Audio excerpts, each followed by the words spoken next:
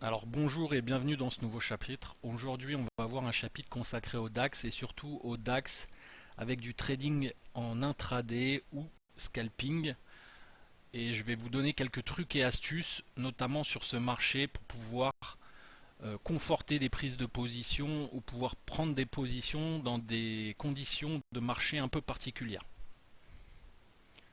Donc dans ce chapitre, nous allons voir quelques spécificités sur le DAX, notamment des ouvertures en gap, les cycles du DAX et les bandes de Bollinger en 15 minutes, les journées de lendemain de flux.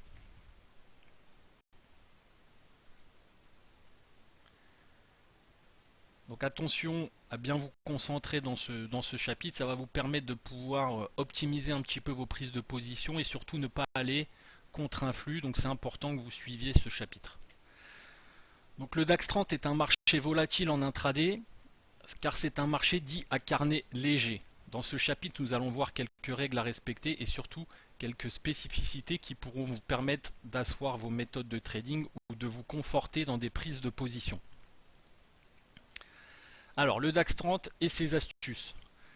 Premièrement, on va voir un peu la méthode du gap à l'open. Donc, c'est vrai que auparavant, le marché futur cotait de 8h à 22h. Désormais, il cote même de 2h à 22h.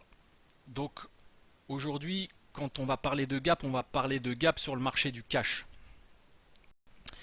Et donc, la méthode du gap à l'open, donc le marché, sachant que le marché du cash, les horaires de cotation du marché cash, c'est 9h, 17h30. Donc si à 9h vous avez constaté un gap, eh ben, je vais vous demander de suivre quelques petites astuces pour voir si ce gap va être comblé à 10h. Donc la méthode du gap à l'open, c'est 1. Si à l'open du marché, un gap est constaté et qu'à 10h, donc un gap c'est un trou de cotation, on va voir ensuite ce que c'est, et qu'à 10h ce gap n'a pas été comblé, attention, c'est une journée de flux ou directionnel possible dans le sens du gap, au moins pour le premier cycle. On verra aussi ce qu'est un cycle sur le DAX. C'est-à-dire que si on constate un gap haussier et que ce gap ou trou de cotation n'est pas comblé à 10h, il faut privilégier le trading dans le sens du gap, car une journée flux peut se mettre en place à la hausse. Donc on ne va pas le faire n'importe comment, on a vu auparavant des techniques pour intervenir, et donc je vais vous en donner deux. Comment prendre ce trade? Si à 9h30, 10h, ce gap n'a toujours pas été comblé, méthode numéro 1, il faut chercher à tracer des obliques en unité de temps 1 minute. Et quand l'oblique est cassé, vous pouvez prendre un trade dans le sens du gap. Donc on verra l'exemple après. Il ne faut jamais trader contre ce gap si ce gap n'a pas été comblé. Car il n'est pas rare que le premier cycle de 3 heures soit dans le sens du gap avec du flux. Et donc on ait une direction du marché toute la matinée, au moins dans le premier cycle de 3 heures, puisque un cycle sur le DAX c'est 3 heures. Donc de 9h à l'ouverture du cash jusqu'à midi, on peut avoir une journée directionnelle. Donc dans cet exemple, en fait, je vous ai mis un exemple. Là, on voit bien ici, vous voyez, je vous ai mis la flèche sur le rectangle orange. On voit bien qu'il y a un open avec un gap. Et que ce gap n'est pas comblé à 10h. Vous voyez, le marché corrige un petit peu, mais on ne vient pas combler ce gap. Donc le gap reste ouvert.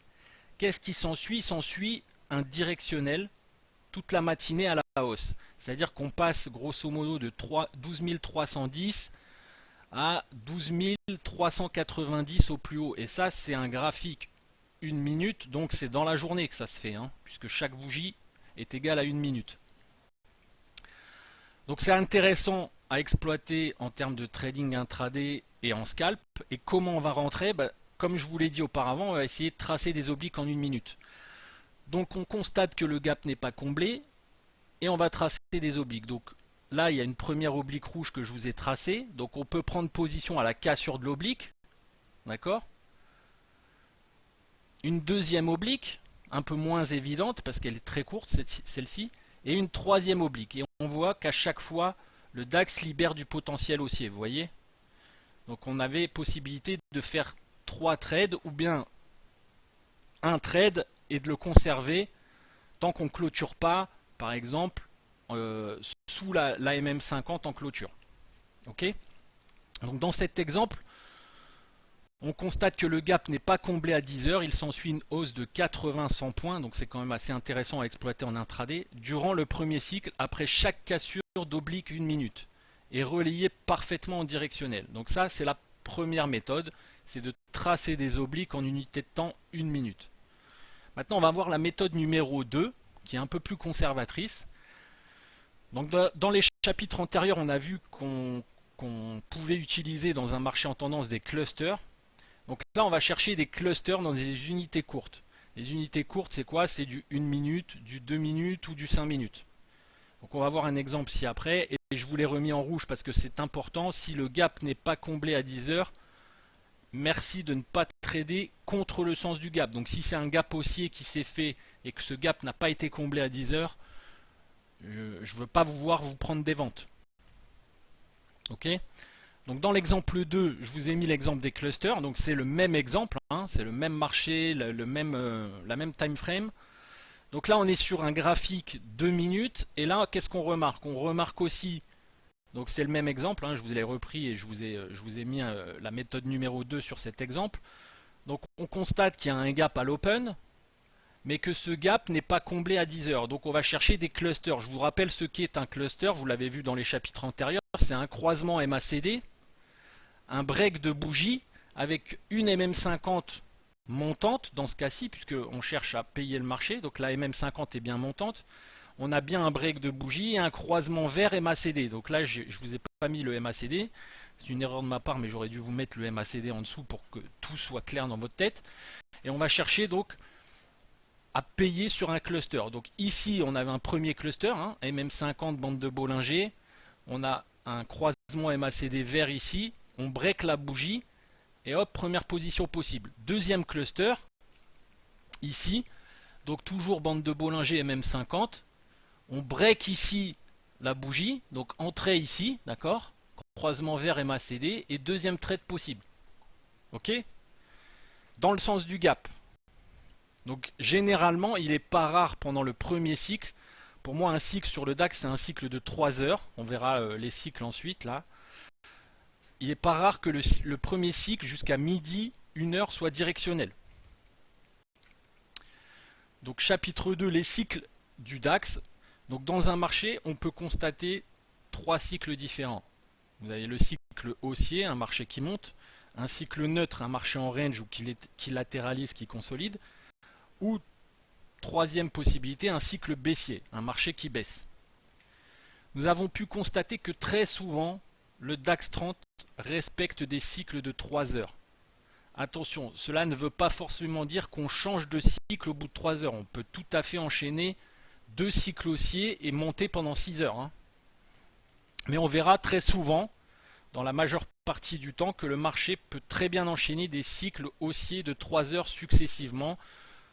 Et on verra que surtout, on voit bien que le marché se découpe en 3 heures avec des cycles différents, c'est-à-dire que soit on va enchaîner des cycles si on est dans une journée directionnelle, ou on va faire 3 heures de hausse, 3 heures de latéralisation, 3 heures de hausse, 3 heures de latéralisation, et je vais vous mettre des exemples ensuite. Donc ça n'a pas pour but de vous faire prendre des positions, ça a pour but en fait de ne pas vous mettre contre un cycle. C'est pour ça que je vous donne cette petite astuce. Cela n'a pas pour but donc de vous faire prendre des positions de trading, comme je vous le disais, mais il est intéressant de le savoir et de le constater, afin de ne pas trader contre un cycle ou pour parfaire une analyse de trading ou compléter une analyse de trading. Donc là, je vous ai mis les cycles un petit peu. Donc on a un premier cycle qui fait entre 3 heures et 4 heures, hein, puisqu'il y a l'ouverture future et l'ouverture du cash.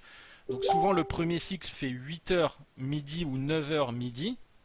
Le deuxième cycle 12 heures 15 heures. Le troisième cycle 15 heures 18 heures. Et enfin le dernier cycle 18 heures 22 heures. Donc là je vous ai mis, dans cet exemple, je vous ai entouré toutes les phases de 3 heures. Vous voyez? Donc on voit bien un premier cycle haussier de 3 heures. Sur le DAX. Ensuite, on latéralise un petit peu pendant 3 heures. On latéralise encore pendant 3 heures. On latéralise encore pendant 3 heures. Donc vous voyez, il y a 3 cycles neutres qui s'enchaînent. Donc, et ensuite, on reprend un cycle haussier de 3 heures. Donc chaque fois que vous voyez une ellipse, c'est 3 heures de timing. Il s'est passé 3 heures. Donc on voit bien ici qu'il y a un cycle haussier de 3 heures. Là, il y a un cycle neutre de 3 heures. Un deuxième cycle neutre de 3 heures. Un troisième cycle neutre de 3 heures. Hop, un nouveau cycle de 3 heures haussier. Encore un nouveau cycle haussier de 3 heures. Hop, un cycle baissier de 3 heures. Vous voyez, donc à chaque fois, ça respecte à peu près des timings de 3 heures. C'est pour ça que je vous donne cette petite astuce ou ce petit truc. C'est de pas, si vous êtes dans un cycle haussier 3 heures, venez pas prendre des ventes quand on est dans un cycle clairement haussier comme ici. Vous voyez? Donc c'est pour parfaire des analyses de trading. Ça ne va pas vous donner des entrées ou des sorties de position, mais ça va vous aider à conforter une analyse, à prendre une position. Si vous étiez haussier sur le DAX, si vous êtes en plein cycle haussier, c'est plutôt bon signe. Et ça va plutôt dans le sens de votre analyse. Petit 3, les stratégies de range ou consolidation entre les bandes de Bollinger UT 15 minutes. Donc, à contrario, les lendemains de journée flux, donc quand on a eu un gros directionnel la veille, on peut constater parfois un resserrement des bandes de Bollinger 15 minutes qui se mettent à plat. Il est alors possible d'effectuer des trades en scalping entre les bandes de Bollinger 15 minutes dans le cas où ces dernières se sont mises à plat, uniquement dans ce cas. Donc on verra un exemple après. Exemple de stratégie de range entre BBUT15. On voit bien après les 2 journées flux, donc on va voir l'exemple après, qu'il y a un resserrement et que les BBUT 15 minutes se sont mises à plat. Une bande de Bollinger plate ou fermée est très difficile à casser pour le marché. Il faudra un catalyseur macro et l'arrivée d'un nouveau flux pour ouvrir les bandes de Bollinger à nouveau.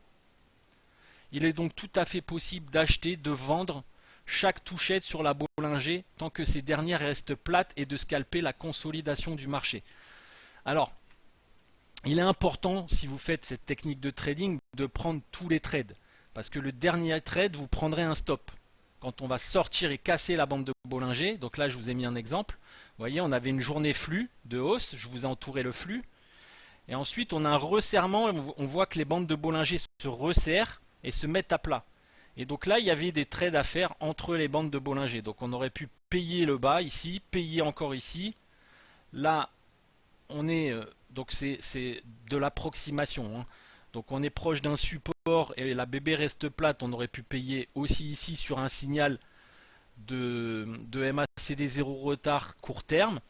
Et là, je vous l'ai mis, c'est encore plus évident. Donc journée flux encore. Et le lendemain, qu'est-ce qui se passe? Hop, resserrement des bandes de Bollinger. Et donc, les touchettes de bandes de Bollinger, vous voyez, donc le marché consolide. On peut vendre ici, acheter ici, vendre ici, acheter ici. Attention à bien vérifier que vos bandes de Bollinger soient plates. C'est à faire que quand les Bollinger sont plates. Si vous avez les Bollinger grandes ouvertes comme ici, vous ne shortez pas une bande de Bollinger 15 minutes. Il faut que les bandes de Bollinger soient plates.